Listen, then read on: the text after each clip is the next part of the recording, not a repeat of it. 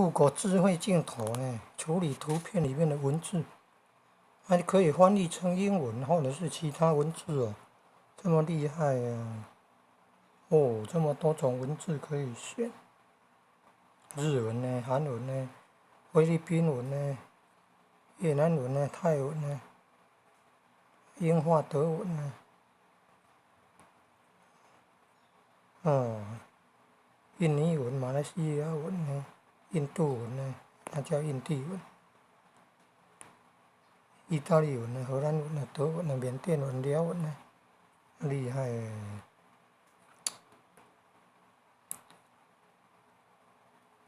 你看，刚刚就是这样。那然后有没有办法？如果没有经过翻译，没有办法。文字也可以聆听。上午9:0298。